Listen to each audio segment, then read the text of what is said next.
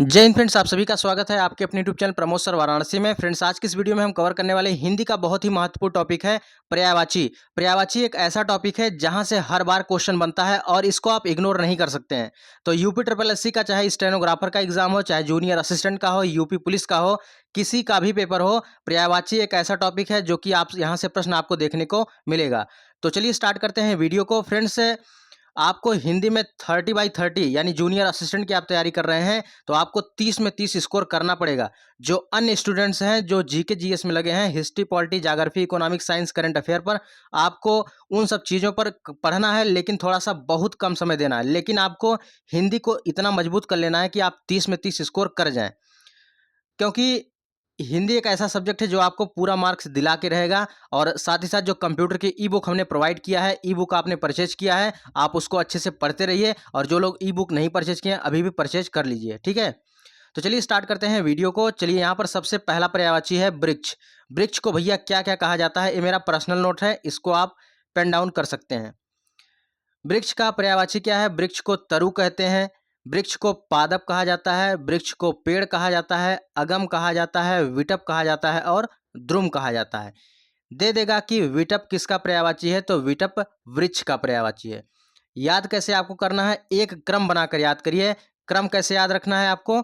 जैसे आपको कुछ चीज़ें तो याद होंगी, जैसे वृक्ष को क्या कहा जाता है, वृक्ष को पेड़ कहा जाता है, ये तो आपको याद हो गया। कितने पर्यायवाची हैं? 1 2 3 4 5 6, 6 ठो है ना। एक ठो आपको याद हो गया तो एक ठो कट कर दीजिए, ठीक है। फिर उसके बाद तरु। तरु अगर नहीं पता है तो तरु आप पेन डाउन कर लीजिए अपने रफ में, एक ठो 10-20 रुपये का रफ ले लीजिए और उस पर आप रफ पर लिख लिख कर याद करिए। ऐसे नहीं याद होगा, लिख लिख कर याद करेंगे तब जाके याद हो जाएगा। वृक्ष को तरु कहते हैं, पादप कहते हैं, पादप मतलब पेड़ होता है, तो 2 ठो याद हो गया तो 2 को कट कर दीजिए।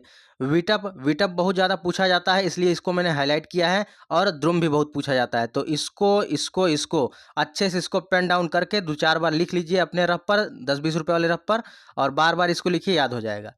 तो वृक्ष को क्या कहते हैं? वृक्ष को तरु कहते हैं, पादप कहते हैं, पेड़, अगम, विटप और द्रुम कहा जाता है। चलिए, अभी लास्ट में आपसे क्वेश्चन भी पूछेंगे, उसका आंसर आपको कमेंट बॉक्स में बताना भी होगा। कमल को क्या क्या कहा जाता है? कमल को जलज कहते हैं, सरोज कहते हैं, अब्ज कहते हैं, पंकज कहते हैं, सरसिज कहते हैं, तामरस, अंबुज, शतदल और नलिन कहते हैं। देखिए, इसका एक ट्रिक है। जैसे पानी का पर्यायवाची क्या होता है? पानी का पर्यायवाची नीर होता है। क्या होता है? नीर होता है। अम्ब होता है। क्या होता है? अम्ब होता है। जल होता है, ठीक। अगर आप इसमें जा ऐड कर देंगे, कलर हम लोग चेंज कर लेते हैं, अगर इसमें आप जा ऐड कर देंगे तो एक कमल का पर्यायवाची बन जाएगा। क्या हो जाएगा? नीरज, अंबुज, जलज, ठीक है। अगर जा ऐड करेंगे तो कमल का बन जाएगा। अगर इसी में हम किसका ऐड कर देंगे? दा का ऐड कर देंगे तो बादल का बन जाएगा। अगर नीरद, क्या हो जाएगा? नीरद, नीरद, अम्बुद, ठीक है, अम्बुद, जलद, अगर दा ऐड कर देंगे तो बादल का बन जाएगा। वहीं पे अगर धा ऐड कर दें, जैसे बन जाएगा नीरधि, ठीक है, नीरधि, अम्बुधि, ठीक है, और जलधि। ये सभी किसके पर्यायवाची हैं? ये सभी समुद्र के पर्यायवाची हैं। यानी आपने देखा, एक पर्यायवाची आप याद किए और इसी के साथ आपका 4-4 पर्यायवाची कंप्लीट हो गया। तो अगर जा लगा रहे तो कमल का पर्यायवाची, अगर दा लगा रहे तो बादल का पर्यायवाची, अगर धा लगा रहे तो समुद्र का पर्यायवाची। तो कमल का पर्यायवाची क्या होता है? जलज, सरोज, अब्ज, पंकज, सरसिज, तामरस, अंबुज, शतदल और नलिन। ये सभी किसके हैं? कमल के पर्यायवाची। देख रहे हैं, जा लगा है तो तुरंत पहचान जाएंगे कमल का पर्यायवाची। इसको याद रखिए, तामरस, तांबे के लोटे पर कमल का फूल बना होता है। आशा करता हूँ याद हो गया होगा, इसको अच्छे से पेन डाउन करते रहिए। चलिए, नेक्स्ट है आग। आग का पर्यायवाची क्या होता है? आग तो बहुत पूछा जाता है। आग को जातदेव कहा जाता है। और क्या कहते हैं? हुतासन कहते हैं, हुतासन कहते हैं, वैश्वानर कहते हैं, पावक कहा जाता है और अनल कहा जाता है। अनल और अनिल में बहुत कंफ्यूज होते हैं सब, अनल और अनिल में बहुत कंफ्यूज होते हैं, तो इसको हम ट्रिक से करवा दे रहे हैं, अनल और अनिल, ठीक है। इस शब्द युग में भी आता है। तो अनल का मतलब क्या होता है? पानी। अनल का मतलब होता है आग। क्या होता है? अनल का मतलब होता है आग। और अनिल का मतलब होता है यहाँ पर वायु होता है, ठीक है। यहाँ पर गलत दिखा रहा है, ठीक है। अनल, अनल और अनिल। चलिए, अनल का मतलब होता है आग, और अनिल का मतलब होता है वायु। कैसे याद होगा? देखिए अनल में आपको पकड़ना है, अगर आ हटा दें तो बन जाएगा नल। क्या बन जाएगा? नल।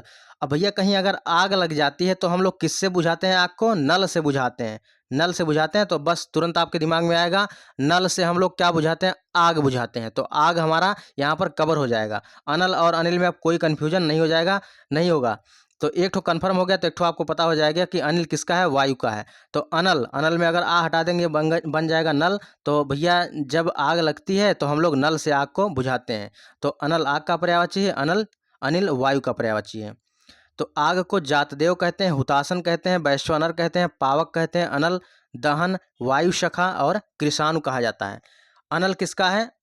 आग का है। अनिल किसका है? वायु का है। चलिए नेक्स्ट है चंद्रहास। चंद्रहास किसका पर्यायवाची है? तो चंद्रहास है कृपाण का, तलवार का, अस्य का, करवाल और खड्ग। ये सभी क्वेश्चन पूछे गए हैं, इसको आप इग्नोर नहीं कर सकते हैं, सभी प्रश्न पूछे गए हैं। चंद्रहास को क्या क्या कहा जाता है? चंद्रहास को कृपाण कहा जाता है, तलवार कहा जाता है, अस्य कहा जाता है, करवाल, करवाल तो भैया बहुत बार पूछा गया है, करवाल और खड्ग। तो कृपाण, तलवार, अस्य, करवाल, खड्ग ये सभी चंद्रहास के पर्यायवाची हैं। अगला है आशय। आशय का पर्यायवाची क्या होता है? सारांश होता है। इसको याद रखिएगा, आशय का पर्यायवाची सारांश। सुंदर, सुंदर का पर्यायवाची क्या होता है? चारु होता है और ललित होता है। सुंदर को रम्य भी कहा जाता है, रमणीक भी कहा जाता है, मनोहर और रुचिर कहा जाता है। इसको भी अच्छे से याद रखिएगा।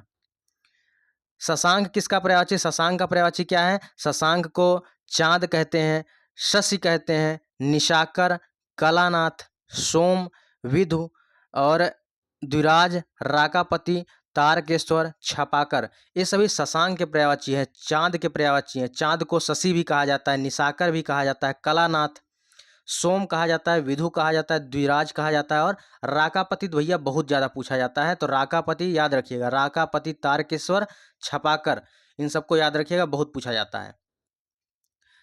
चलिए नेक्स्ट है गेह। गेह का पर्यायवाची क्या होता है? गेह को क्या क्या कहा जाता है? गेह को निकेतन कहा जाता है, आलय कहा जाता है, आयतन, गृह और निलय कहा जाता है। जितना करवा रहे हैं उसको अच्छे से पेन डाउन करते जाइए, निश्चित रूप से आपको कहीं भटकने की जरूरत नहीं पड़ेगी, ठीक है, और आपका काम हो जाएगा। और बहुत लिमिटेड पर्यायवाची करवाएंगे, बहुत ज़्यादा हम पर्यायवाची नहीं करवाएंगे, बस जितना करवा देंगे उतना कर लेंगे तो काम हो जाएगा।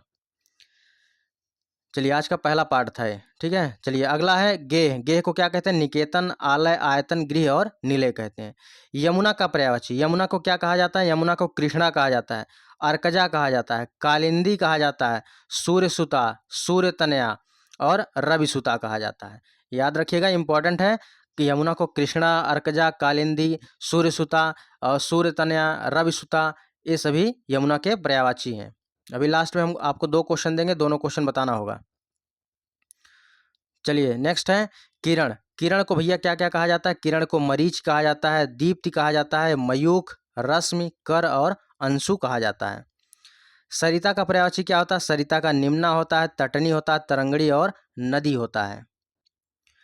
और कमल को क्या क्या कहा जाता है? कमल को इंदिवर कहा जाता है, शतदल कहा जाता है और तामरस कहा जाता है। ऊपर हमने पढ़ा है, शतदल, इंदिवर और यहाँ पर तामरस एक कमल के पर्यायवाची है। चलिए अहि का पर्यायवाची क्या होता है? अहि का नाग होता है, उरग होता है, भुजंग, सांप और सरीसृप होता है। 13 पर्यायवाची यानी 13 क्वेश्चन को यहाँ पर हमने लिया, लेकिन यहाँ पर आप देखेंगे कितने क्वेश्चन हमने तैयार किया, तो यहाँ पर देख लीजिए आपको कितनी पर्यायवाची तैयार हो गई। ऐसे आप सिंपल काउंट करेंगे ना, सिंपल आप काउंट करेंगे तो 1 2 3 4 5 6 7 8 9 10 11 12 13 14 15, अगर ऐसे मान के चलिए एक में अगर 8 पर्यायवाची है तो यहाँ पर हमने क्या किया?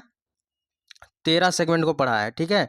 तो आराम से अगर कुछ भी माना जाए तो यहाँ पर देखिए किसी किसी में 10 ठो है, किसी में 7 ठो है, किसी में 8 ठो है, ठीक है। इसमें देख लीजिए ज़्यादा है, 1 2 3 4 5 6 7 8, अगर सिंपल अगर 5 5 भी मानेंगे 13 5 65 65 पर्यायवाची, यानी आपको लगभग 70 80 पर्यायवाची इसी वीडियो में ही याद हो गया। इसका चलिए क्विक रिवीजन भी हम लोग कर रहे हैं ताकि इसी में याद हो जाए। वृक्ष का पर्यायवाची क्या होता है? तरु होता है, पादप, पेड़, अगम, विटप, द्रुम होता है, याद रखिएगा। नेक्स्ट है कमल। कमल को कहते हैं जलज कहते हैं, सरोज कहते हैं, अब्ज, पंकज, सरसिज, तामरस, अंबुज, शतदल और नलिन। जा लगा रहेगा कमल का पर्यायवाची, दा लगा रहेगा बादल का, धा लगा रहेगा तो समुद्र का पर्यायवाची। आग का पर्यायवाची क्या है? जातदेव, हुतासन, वैश्वानर, पावक, अनल, दहन, वायु, शखा और कृषाणु है। चंद्रहास का पर्यायवाची क्या है? कृपाण है, तलवार है, असी है, करवाल है और खड्ग है। आशय को क्या कहा जाता है? सारांश कहा जाता है। सुंदर को क्या कहते हैं? चारु, ललित, रम्य, रमणीक, मनोहर, रुचिर कहा जाता है। शशांक को क्या कहा जाता है? चांद कहा जाता है। शशि कहा जाता है। राकापति, कलानाथ, सोम, विद्युत, तारकेश्वर और छपाकर कहा जाता है। गेह को निकेतन, आलय और गृह निलय कहा जाता है। यमुना को कहा जाता है रविसुता, कालिंदी, कालिंदित बहुत बार पूछा जाता है, और सूर्यसुता, सूर्यतनया कहा जाता है। किरण को क्या कहा जाता है? किरण को कहा जाता है मरीच, दीप्ति, मयूख, रश्मिकर, अंशु कहा जाता है। सरिता को निम्ना कहा जाता है, तटनी, तरंगड़ी कहा जाता है। कमल को इंदिवर, शतदल और ताम्रस कहा जाता है। और अहि को क्या कहा जाता है? नाग, उरग, भुजंग, सांप और सरीसृप कहा जाता है। और पवनास भी कहा जाता है और पन्नग भी कहा जाता है। इतना याद रखिए पहले सेगमेंट में, ठीक है। अगर आप लोग इस पर बढ़िया रिस्पांस देंगे तो हम उतना पर्यायवाची करा देंगे जितना जूनियर असिस्टेंट, स्टेनोग्राफर किसी के लिए भी बहुत ही इंपॉर्टेंट रहेगा। जितना पर्यायवाची बन सकता है, अगर इस पर आप लोग का अच्छा रिस्पांस रहेगा तो आप इस पर हम जरूर नेक्स्ट पार्ट बनाएंगे, ठीक है।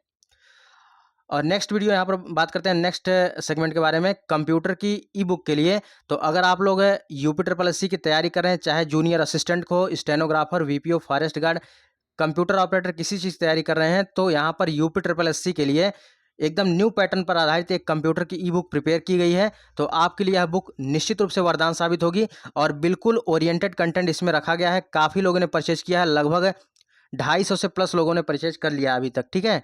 तो आप जल्दी से इसको परचेज करिए, नहीं तो प्राइस हो सकता है इंक्रीज हो जाए।